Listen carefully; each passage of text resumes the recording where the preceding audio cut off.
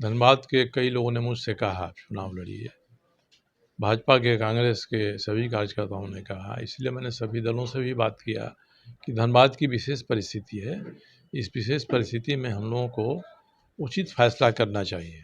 अब इसमें उचित फैसला क्या होता है नहीं होता है, अगर कांग्रेस अडिग रहेगी कि उम्मीदवार देगी ही, तब हम लोग वहाँ आह्वान करेंगे कांग्रेस और भाजपा दोनों ही कार्यकर्ताओं से।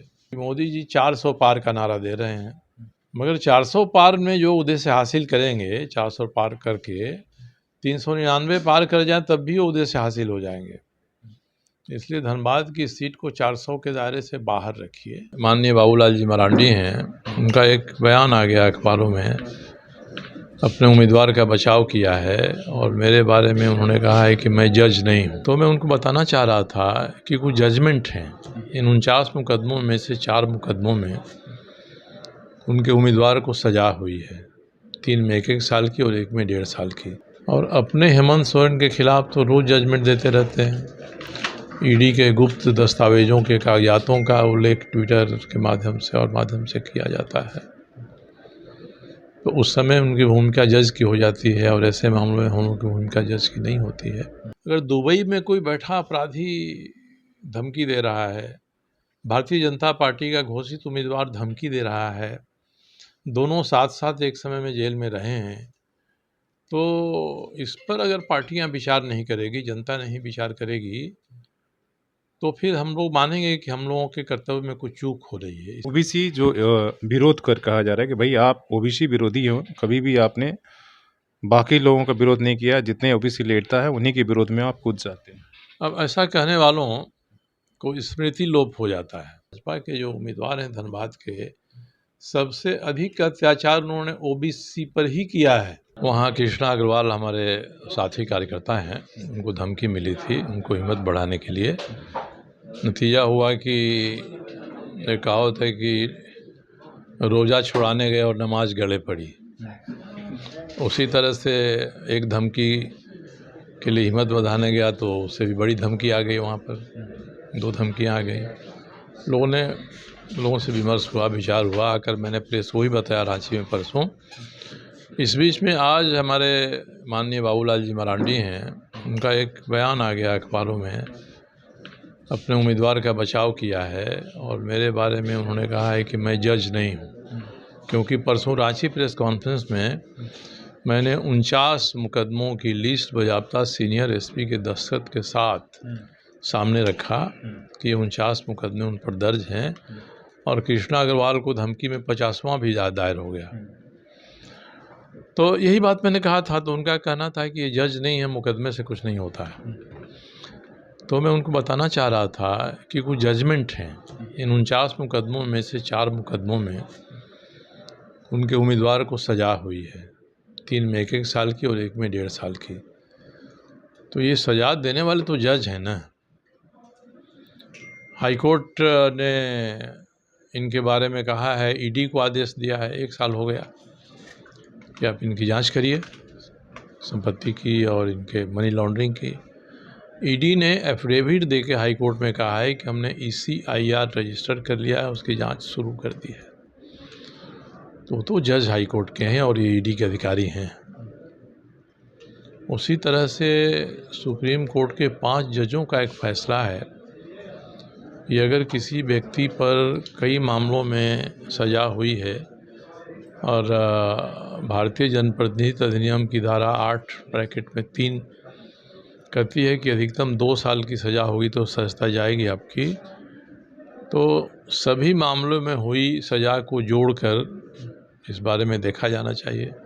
तो सभी मामलों की सज़ा जोड़कर देखिए तो 4.5 साल की सज़ा हो जाती है।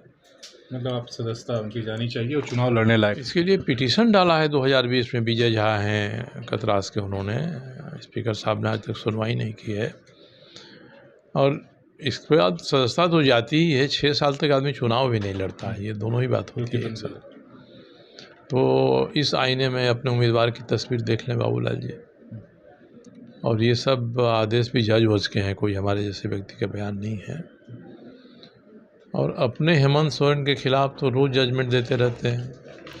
ईडी के गुप्त दस्तावेजों के कागजातों का उल्लेख ट्विटर के माध्यम से किया जाता है, तो उस समय उनकी भूमिका जज की हो जाती है और ऐसे मामलों में हम लोग की भूमिका जज की नहीं होती है।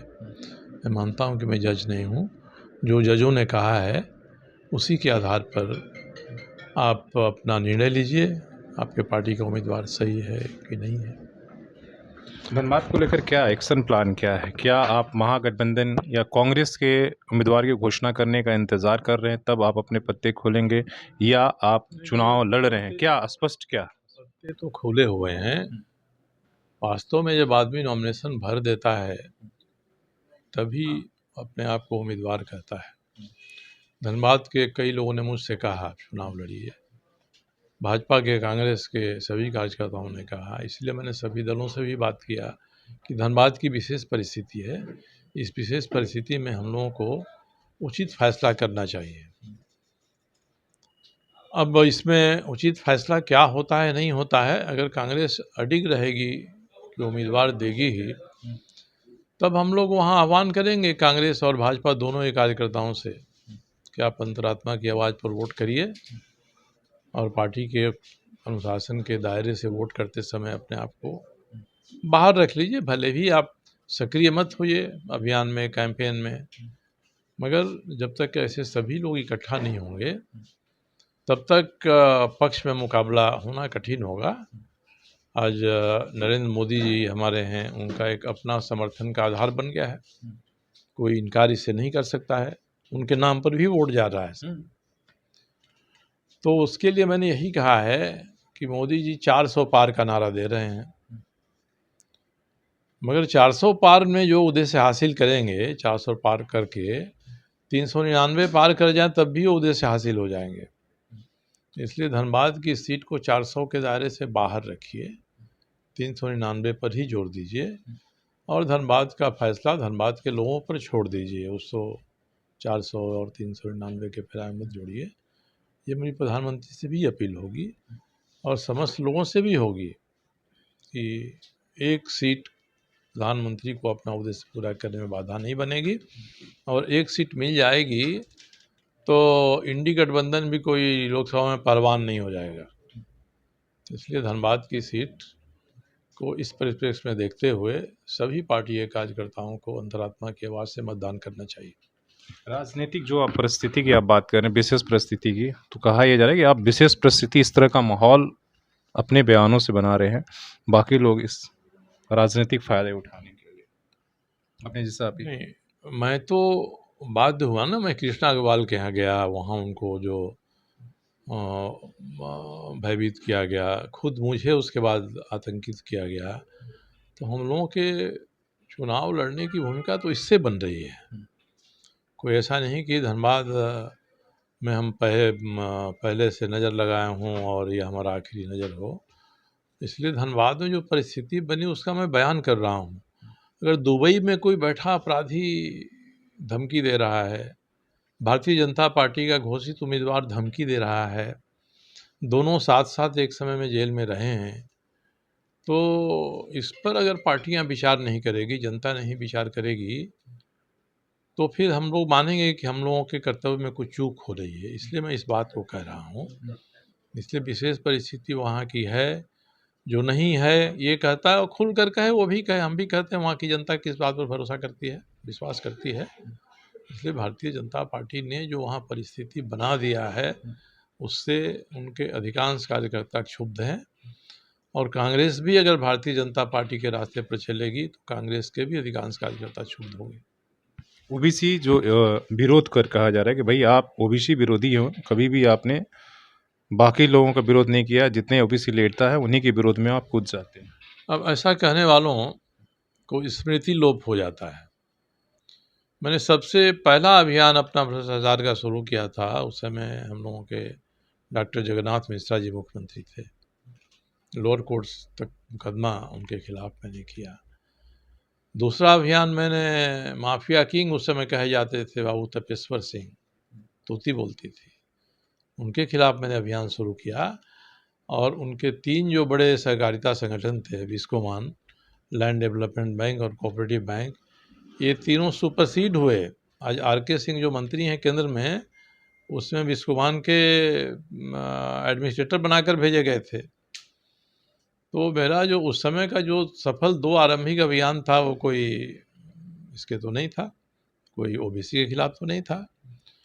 लालू जी से हम लोगों की मित्रता होने के बाद उनकी गलतियां सामने आई, हम लोगों ने उठाया। लोग कहते हैं कि मेरे कारण ही जेल गए, ऐसा नहीं है, वो गए अपने कारण से गए। मधु कोड़ा हों, वो हों, या रघुवर दास जी हों, जो किया उसको मैंने उठाया। पर आज तक किसी ने मैंने जो भी उठाया है उसमें एक भी गलत है तो नहीं कहा। अब ये जो भाजपा के उम्मीदवार हैं, ये एक माहौल बना रहे हैं, इसमें भाजपा का ओबीसी मोर्चा भी साथ दे रहा है। आप देख लीजिए कि संसद में पहले से 2 ओबीसी उम्मीदवार भाजपा के राज्यसभा में गए हुए हैं। आदित्य साहू जी हैं, प्रदीप वर्मा हैं। ये जब उम्मीदवार चुने गए तो मैंने या किसी ने विरोध तो नहीं किया। दोनों ही मेरे पास आए कि ज़रूरत होगी वोट की, तो आप वोट दिएगा कि नहीं? मैंने कहा कि मैं वोट दूंगा। पहले भी मैंने दीपक प्रकाश को वोट दिया है, इस बार भी मैं आपको वोट दूंगा। तो कोई वहाँ इसका विरोध तो नहीं हुआ। और लोकसभा में 3 उम्मीदवार हैं, उसमें से एक हैं धनबाद वाले, दूसरे हजारीबाग के, तीसरे रांची के। इन तीनों का किसने विरोध किया है? कोई मैंने विरोध किया है? कहीं किया? और बात ओबीसी आएगी तो भाजपा के जो उम्मीदवार हैं धनबाद के, सबसे अधिक अत्याचार उन्होंने ओबीसी पर ही किया है। किसी फॉरवर्ड पर किया होगा तो उंगली पर कोई गिना दे कि उस पर भी किया उन्होंने। उसमें भी जो अपने रिश्तेदार हैं, अपने पटीदार हैं, उन पर किया है। उनके खिलाफ उनके घर परिवार रिश्तेदार वाले ही 17 दिनों तक अभी बैठे रणधीर चौक, वर्मा चौक पर, क्योंकि इन्होंने बीसीसीएल पर दबाव डाल के उनके घर का बिजली पानी कटवा दिया था। अभी नया एसपी गया, घर का बिजली पानी टूटा। अशोक महतो, एक मंदिर इन्होंने पुनरुद्धार कराया है, उसके चारदीवारी के पास उसकी ज़मीन थी, वहाँ वो अपना पूजा पाठ सामग्री का फूल का दुकान करना चाहता था। इन्होंने दबाव डाला कि हमको ज़मीन दो, नहीं दिया तो उसके सामने 6 महीना टैंकर पानी खड़ा करा दिया दुकान के सामने, कोई खरीद न करे। वो भी झुका नहीं, वो भी जाके धरना दिया। और तब प्रशासन ने आकर 5-6 महीने के बाद उसके साथ न्याय किया। ऐसे अनेकों उदाहरण हैं। अब ज़मीन लेने की बात आएगी तो जैसे मुकदमे और लोगों पर चल रहे हैं, हो सकता है कि आगे जाकर चलें।